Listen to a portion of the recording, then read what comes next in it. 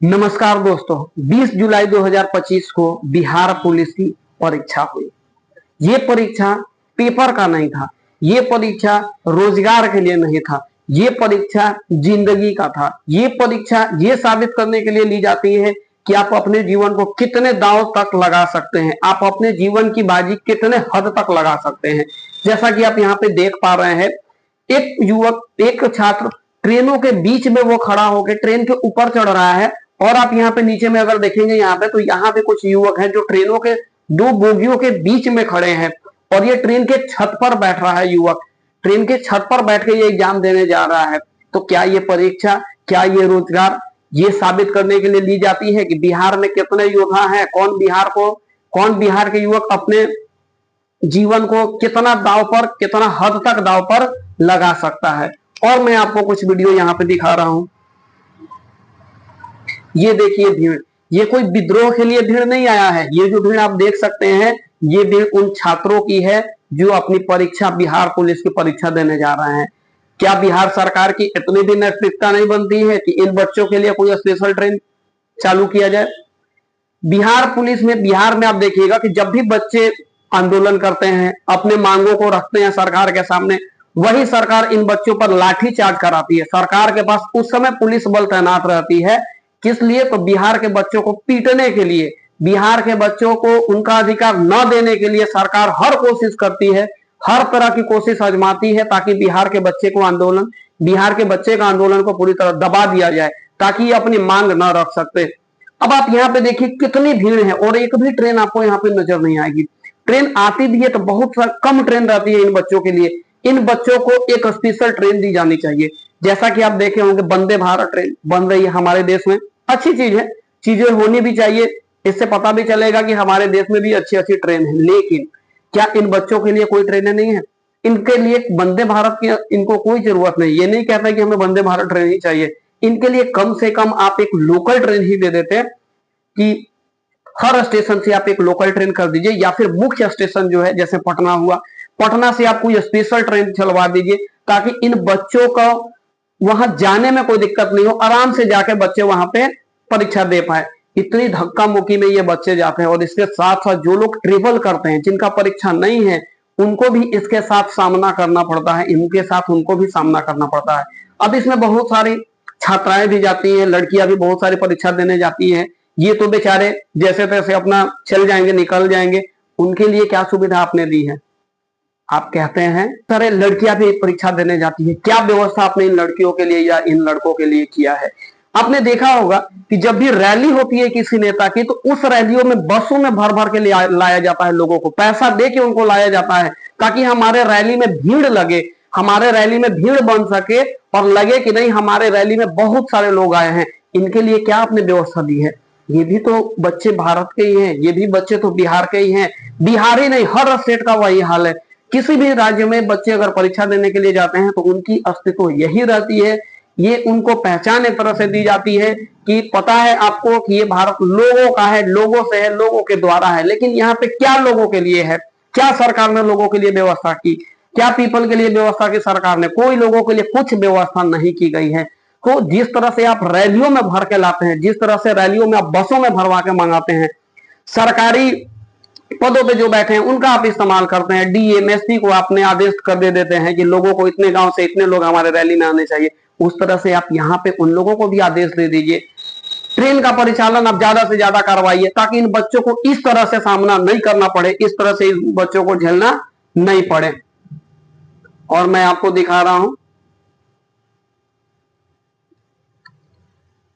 ये देखिए भीड़, आप ये भीड़ आप देखिए, ये भीड़ आप देख सकते हैं। यहाँ पे ये ट्रेन आ रही है और बच्चे दोनों साइड हैं, दोनों साइड देखिए। ये भीड़ आप देखिए, यहाँ पे ये दृश्य आप देखिए। पाइप पे पानी, जो पाइप सप्लाई होता है, वो ट्रेन में जो पानी डाली जाती है पाइप से, उस पे इतनी भीड़, सेंटरों पे भीड़। यही हमारे देश का रोजगार मॉडल है। और सबसे बड़ी चीज आप यहाँ देखिए, ये मैं आपको एक चीज यहाँ पे दिखाना चाहूंगा। ये जो बोगी आपको दिख रही है ना, ये क्या है? ट्रेन, मालगाड़ी जो होती है ना, जिसमें गुड्स जाते हैं, जिसमें सामान जाते हैं, उसके पीछे जो गार्ड वाली एक बोगी छोटी सी रहती है, गार्ड वाली, उसमें बच्चे खड़े होके जा रहे हैं यहाँ पे। ये हमारे देश का इस तरह से हमारे देश का विकास होगा, इस तरह से हमारा भारत विकसित भारत बनेगा। क्या मॉडल है? यही हमारा रोजगार मॉडल है, यही हमारा रोजगार मॉडल है क्या? आप पर्याप्त सेंटर करवाइए, पर्याप्त सेंटरों के साथ साथ आप इतना कोशिश कीजिए कि बच्चों का जो सेंटर है वो नजदीक हो, ज्यादा दूर सेंटर न दी जाए ताकि बच्चों को कोई परेशानी नहीं हो। क्या इसके पूरे दोषी युवाएं हैं? इस तरह की जो हरकतें हो रही है इसके दोषी युवा हैं। इनको आप क्यों झिला रहे हैं? इनको आप क्यों परेशान कर रहे हैं? क्या गलती इनकी है? क्या इनकी यही गलती है कि इन्होंने आपको चुन के भेज दिया? ये पूरी की पूरी राजतंत्र है। जब लाठी चार्ज करना रहता है, लाठी बच्चों पे चलवाना रहता है, उस समय बिहार की सारी फोर्सें भेज दी जाती है। उस समय सरकार की आंखों में जो होती है ना, वो जूम करके सरकार देखती है कौन बच्चा गलती कर रहा है, उस पर लाठी चार्ज की जाती है। लेकिन जैसे ही परीक्षा आती है, इस तरह की हालात जब बनती है, तो सरकार के आंखों के सामने टीना का चश्मा वाला लेंस जो होता है ना, वो टीना का चश्मा वाला लेंस लग जाता है कि सरकार को इसके बाद दिखता ही नहीं है कि क्या हो रहा है और क्या नहीं हो रहा है। ये हालत है इनकी। भेड़ बकरियों की तरफ भर के ले जाए जा रहे हैं और एक ट्रेन के इंजन के आगे भी बच्चे जा रहे हैं। ट्रेन के इंजन के आगे वो भी तस्वीर होनी चाहिए, वो तस्वीर शायद नहीं है मेरे पास। ट्रेन के इंजन के आगे बच्चे बैठ के जा रहे हैं। क्या हालत बना दी है आपने? ये विकसित भारत बनेगा कभी? क्या रोल मॉडल आपने दिया है? युवा, किसी भी देश का कहा जाता है कि उस देश का रोल मॉडल कौन होता है? युवा। जिस ओर युवा चलते हैं उसी ओर पूरी आपकी देश चलेगी। ये भविष्य कहा जाता है कि बच्चे जो होते हैं हमारे देश के भविष्य हैं। ये भविष्य आप बना रहे हैं, इस तरह से भविष्य बनेगा आपका। वंदे भारत ट्रेन आपने चलवाई, अच्छी बात है, चलवाइए, लेकिन इनके लिए तो कम से कम पर्याप्त करवाइए। इनके लिए तो पर्याप्त करवाइए। नॉर्मल समय आपको एग्जाम्पल दे रहा हूं, हमारे पास 3 बच्चे हैं या मेरा 4 बच्चा है, मान लीजिए कि मेरा 4 बच्चा है। 4 बच्चों में से 3 बच्चों को मेरे पास खाने के लिए पर्याप्त नहीं है, नून रोटी मतलब नमक और रोटी और बच्चे नहीं खा पा रहे हैं, और एक बच्चे के लिए मैं दूध दे रहा हूं और एक बच्चे के लिए मैं हॉर्लिक्स दे रहा हूं। क्या मैं सही पिता हूं? बिल्कुल नहीं। आपको इससे जरूरी ये चीज थी कि आपको सारे बच्चे को नून रोटी ही आप खिलाइए, हॉर्लिक्स से ज्यादा जरूरी नमक और रोटी खाना है सब बच्चों के लिए। एक बच्चा तड़प के मर रहा है खाना के लिए और आप दूसरे को हॉर्लिक्स पिला रहे हैं। वही हालात है देश के। वंदे भारत ट्रेनें चलाई जा रही है, क्या इनके लिए वंदे भारत ट्रेन है? अरे आप वंदे भारत ट्रेन मत चलाइए। आप वंदे भारत से जरूरी है इनके लिए लोकल ट्रेन ही चला दीजिए ताकि ये अपने गंतव्य तक पहुंच सके, ये अपने जगहों पे आसानी से पहुंच सके। सारे सिस्टम फेल हो चुके हैं, बच्चे फेल नहीं है, सिस्टम। सरकार से मेरा एक सवाल है, क्या जान देकर नौकरी पाए युवा? क्या युवाओं की जान इतनी सस्ती हो गई है कि एक नौकरी पाने के लिए उनको जान की बाजी खेलनी पड़ेगी? और जो इससे जीत गया, जो सही सलामत अपने घर पहुंच गया, हो सकता है उसी को नौकरी मिले। और जो किसी के साथ अगर दुर्घटना हो जाती है तो इसके लिए सरकार कोई जिम्मेवारी नहीं लेगी। अगर सरकार पे लगेगा कि इस दुर्घटना के कारण हम पे खतरा आ रहा है तो सरकार कुछ नहीं करेगी, एक मुआवजा का ऐलान कर देगी कि इनके लिए इतनी मुआवजा सरकार की तरफ से दिया जा रहा है। ऐसे मुआवजा दिया जाता है, लगता है कि सरकार ने अपना खुद का जमीन बेचकर, जो भी सरकारें हैं, पर्सनली मैं बोल रहा हूं कि अपना खुद का जमीन बेचकर ये मुआवजा वो अपने घर से दे रहे हैं। वो पैसा हम ही लोगों का है। जो भी सरकार मुआवजा ऐलान करती है वो पैसा हम ही लोग का है। क्यों ना इनकी जान जाने से पहले इनके लिए व्यवस्था कर दी जाए। इस तरह की व्यवस्था सरकार को करनी चाहिए। ट्रेन के छतों पर लटक के जाते हैं, ट्रेन में मवेशियों की तरह, भेड़ बकरियों की तरह जाते हैं। ट्रेन तो इनको मिलती ही नहीं है। बहुत सारे बच्चे रात रात भर स्टेशन पे गुजार देते हैं इस आस में कि दूसरी ट्रेन आएगी, तीसरी ट्रेन आएगी तो अपने घर में गंतव्य तक पहुंचूंगा। ये वीडियो अगर उनके माँ बाप देख रहे होंगे तो उनके माँ बाप पे क्या बीत रही होगी, पता है आपको? ये सारी चीज सरकार को पता नहीं चलेगी, उनको भनक तक नहीं चलेगी। क्यों नहीं चलेगी? गांधी जी का 3 बंदरों के बारे में आपने सुना था। एक कहता है बुरा मत देखो, लेकिन यहाँ पे ये है कि देखना हमको बुरा है, अगर कोई अच्छा हो रहा है तो उसमें हमको आंख बंद कर लेना है। जैसे ये बच्चे परीक्षा देने जा रहे हैं तो सरकार की आंखों पे पूरी तरह से पड़ती है, सरकार को नहीं दिख रहा है कि बच्चे किस तरह से जा रहे हैं। दूसरा, अगर आप सरकार से कोई मांग करते हैं तो उस समय भी सरकार अपनी कानों को बंद कर लेती है कि यह मांग हम तक पहुंच ही नहीं रही है। और गलती से अगर सरकार तक यह मांग पहुंच भी जाती है तो सरकार अपने राजतंत्र का पूरी तरह से उपयोग करती है, और राजतंत्र का पूरी तरह से उपयोग करके बच्चों पर लाठीचार्ज किया जाता है। ठंडे के दिन में बच्चों के ऊपर वाटर कैनल चलाया जाता है ताकि बच्चे इस कोई भी आंदोलन बच्चे कर रहे हैं, अपनी मांग रख रहे हैं, तो दोबारा वो अपनी मांग रखने की कोशिश न करे। तो सरकार मुंह भी बंद रखती है, कान भी बंद हो जाता है सरकार का, और सरकार का आंख भी बंद हो जाती है। तो ये है हमारी सरकार है, चाहे बिहार की सरकार हो, चाहे किसी और स्टेट की सरकार हो, या फिर हमारे मोदी जी का सरकार हो।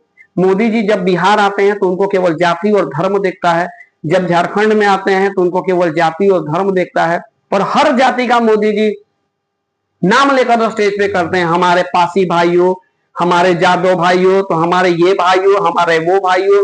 ये प्रधानमंत्री है आपके देश के, कहते हैं कि हमें बांटना नहीं है, लेकिन जातियों में बांट रहे हैं। आप धर्म की तो बात छोड़ दीजिए, जातियों में ही आपको बांट रहे हैं। और हम लोग बेवकूफ अगर कह दिए कि हमारे पासी भाइयों, तो हम पासी भाइयों खुश हो गए, क्योंकि वो हमारे देश के प्रधानमंत्री हैं और वो हमारे जात का नाम ले रहे हैं, हम इससे खुश हो जा रहे हैं। क्या किया है आपने बिहार और झारखंड के लिए? आप गुजरात जाते हैं, बुलेट ट्रेन चलाई जाएगी, ये औद्योगिकरण गुजरात में लगाया जाएगा, इतने का हमने करोड़ों का बजट दिया, और बिहार में कुछ लालच आप देते हैं, साधारण भाषा में एक लॉलीपॉप बिहार और झारखंड को आप देके चले जाते हैं, और जाति के नाम पे आप लड़ाने का काम हमेशा करते रहते हैं। कौन इनको सुरक्षा देगा? कौन इनकी व्यवस्थाएं कराएगी? कौन इनके लिए जिम्मेवार है? बिहार सरकार। ना तो बिहार सरकार की आंख खुलती है, ना ही केंद्र सरकार की आंख खुलती है, दोनों के आंखों पर पट्टी बंधी हुई है। कहा जाता है कि किसी भी बच्चे, किसी परिवार के विकास के लिए, चाहे गांव के विकास के लिए, शहर के विकास के लिए, राज्य के विकास के लिए, या देश के विकास के लिए, तीन चीजें जरूरी होती है। क्या क्या है? तो पहली है हमारी शिक्षा, पहली हमारी शिक्षा, स्वास्थ्य, उसके बाद हमको घर का जरूरत पड़ता है, खाना तो वो है ही, हमको भोजन चाहिए ही। अब शिक्षा क्या किया गया? अगर आप शिक्षित रहिएगा तो आप सरकार से लड़ने का कोशिश लड़िएगा। लड़ने का मतलब आप अपने बातों को उस तरीके से रखिएगा कि सरकार न चाहते हुए भी उसको उस पर एक्शन लेना पड़ेगा। जैसे आप देखे होंगे कि कोई अगर बहरा होता है तो उसके कानों में जाकर बोला जाता है, जोर से बोला जाता है ताकि उस तक बातें पहुंचे, वो बातों को हमारे समझे। अगर वह बात समझता भी है तो हो सकता है कि इग्नोर करे। तो ऐसी है हमारी सरकार। अगर सरकार नहीं समझ पाती है हमारे बात को, तो आपको सरकार के कानों तक जाकर बोलना पड़ेगा, ताकि सरकार को लगे कि नहीं, ये बच्चे अगर हमको गद्दी पर बैठाने वाले अगर कोई है तो ये बच्चे ही हैं। अगर ये बच्चे भूल जाए कि हमें किसको चुनना है और कौन हमारे लिए सही है और कौन गलत है, उस दिन बिहार की राजनीति हो या देश की राजनीति में बड़ा परिवर्तन आएगा। लेकिन इन लोगों की गलती भी है, हम लोग को भी गलती है कि हर बार हम लोग को ये धक्का सहना पड़ता है, हर बार धक्का मुक्का सहते हैं, लेकिन कोई एक्शन हमारा नहीं होता है। अभी धक्का मुक्का सहे, अभी मन में क्रोध रहेगा, फिर घर जाकर आराम से सो जाएंगे और लगेगा कि जैसे हमारे साथ कुछ हुआ ही नहीं है। आने वाले हर समय भी होगा। और जो लोग भी परीक्षा के लिए जाएंगे वो वेटिंग लिस्ट में रहिए। ट्रेन में वेटिंग लिस्ट था ना, वेटिंग लिस्ट का सिस्टम, वेट करना पड़ता था, दूसरे का कंफर्म हुआ तो आपको इन लोगों की सिलेक्शन हो जाती है। इसके बाद जितने बचेंगे वो भी वेटिंग लिस्ट में रहिए। इसी तरह से ट्रेन के छत पे आपको लटक के, छत पे बैठ के जाना होगा, खिड़कियों पे लटक कर जाना है। मतलब कि आपको अपनी जान की बाजी लगाकर नौकरी आपको अगर पाना है तो अपनी जान की बाजी आप लगा के रहिए। क्या दोष है इन युवाओं का? नौकरी देखने का सपना, नौकरी लेने का सपना देख रहे हैं, यही दोष है इनका। किस लिए सरकारें हैं? इससे अच्छा तो राजतंत्र रहता कि राजतंत्र में कम से कम हम लोग को तो ये सब्र हो जाता कि चलो भाई राजतंत्र है, राजाओं के हिसाब से हो रही, हमारी कोई अधिकार नहीं है, कोई हमारी मांगे नहीं है। हमारे देश का रोजगार मॉडल, इसी तरह से आपको रोजगार दी जाएगी, इसी तरह से जान की बाजी लगाकर आपको नौकरी दी जाएगी। अगर आपको नौकरी लेना है तो आप नौकरी लीजिए, और नहीं तो अपने घर में आराम से आप बैठ जाइए। ये सरकार की नीति है। और मैं बता रहा था कि किसी भी चीज के विकास के लिए दो चीजों की जरूरत, तीन चीजों की जरूरत है। एक तो भोजन हमको इतना पर्याप्त होना चाहिए कि हम जिंदा रह सके, भोजन हमको इतनी पर्याप्त चाहिए कि हम जिंदा रह सके। दूसरी शिक्षा की, अगर कोई व्यक्ति शिक्षित रहेगा, उसको पता है कि हमारा अधिकार क्या है, हमको क्या करना चाहिए, हम कहाँ पे लड़ सकते हैं और किस तरीके से लड़ सकते हैं। और दूसरा है स्वास्थ्य। पहला हो गया भोजन, दूसरा शिक्षा, तीसरा हो जाएगा हमारा स्वास्थ्य। अगर हम स्वस्थ रहेंगे, अगर हम स्वस्थ रहेंगे तभी तो हम आगे की ओर बढ़ेंगे। हम बहुत तेज हैं, हमारे पास बहुत सारी ज्ञान है, लेकिन अगर हम स्वस्थ ही नहीं रहेंगे, दिमागी हालात हमारा सही नहीं रहेगा, शरीर हमारा साथ नहीं देगा, तो वो ज्ञान हमारे किसी काम का नहीं है। और सरकार यही दो चीजों को डैमेज करती है ताकि आप सरकार की गुलाम बने रहिए। दो चीज को यही डैमेज करती है सरकार, शिक्षा और स्वास्थ्य। आपके देश की शिक्षा और स्वास्थ्य क्या है? आप अपने अगल बगल शिक्षा और स्वास्थ्य दोनों की स्थिति देख लीजिए। हर चीज लागू की जा रही है, ये चीज इंप्लीमेंट की जा रही है सरकार द्वारा, वो चीज इंप्लीमेंट की जा रही है। कितनी धरातल पर वो चीजें उतर रही है, उसके लिए कौन जिम्मेदार है, कौन रिस्पॉन्सिबल है? कितने सरकार द्वारा वेरिफिकेशन की जा रही है? सरकारी स्कूलों का हालात अभी जाके आप देख लीजिए। मैं बहुत बार सरकारी स्कूल में गया भी हूँ, इसलिए मैं आपको बता रहा हूँ। अभी भी बहुत कार्रवाई हो रही है, उसके बावजूद सरकारी स्कूल के ऐसे शिक्षक है, ऐसे टीचर हैं जिन पे कोई असर नहीं पड़ता। बैठ के बच्चों को, उधर बच्चा क्लास में बैठा हुआ है और ये लोग अपना बैठ के मोबाइल चला रहे हैं। मैं बहुत स्कूलों को विजिट भी करता हूँ, खासकर सरकारी स्कूलों को, ये चीज मैंने देखा है। स्वास्थ्य विभाग की अगर बात करें तो स्वास्थ्य विभाग में जो करप्शन है वो चरम सीमा पर स्वास्थ्य विभाग में है। वही दवाई आपको अवेलेबल कराई जाएगी जो नॉर्मल सस्ती दवाइयां होगी, और जो दवाइयां लगेगी कि अच्छी लेवल की दवाइयां है। और वो मैं आपको एक और एग्जांपल देना चाह रहा हूँ, यहाँ पे रिम्स हॉस्पिटल है रांची में। रिम्स हॉस्पिटल का क्या कहानी है कि रिम्स हॉस्पिटल के जो डॉक्टर है ना, वो दवा बाहर से लिखते हैं कि आप बाहर से लीजिए, और दूसरा चीज आपको ये भी बताते हैं कि वो दवा इसी दुकान पे आपको मिलेगा। ये हालात है हमारे स्वास्थ्य विभाग की।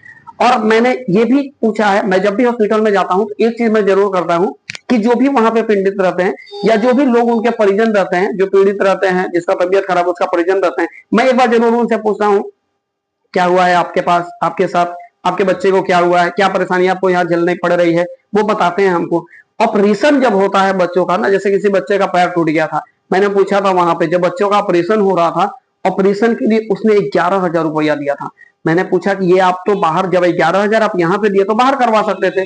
तो उनका सीधा कहना था कि सर यहाँ पे हम लोग आए थे और इस आस में आए थे कि ये बच्चा का हमारा ऑपरेशन हो जाएगा और यहाँ पे कोई फी नहीं लगेगी, लेकिन यहाँ पे इस तरह से डरा दिया जाता है कि अगर आप अभी नहीं कराइएगा तो इसका पैर ठीक नहीं होगा, और उसको 11,000 रुपया भी देना पड़ा। तो ये हालात है शिक्षा और स्वास्थ्य दोनों का।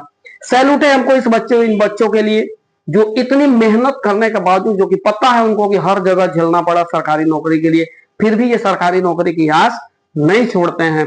सिस्टम फेल है, बच्चे फेल नहीं है। जो पूरी तरह सिस्टम है, वो सिस्टम क्या है, पूरी की पूरी सिस्टम फेल है इनके सामने, पूरी सिस्टम फेल है इन बच्चों के सामने। इनके जज्बे को सलाम करता हूं, और सरकार की बेफिक्री पर धिक्कार है, चाहे वो रेलवे हो, चाहे वो बिहार सरकार हो, चाहे वो केंद्र सरकार हो। जय हिंद, जय भारत।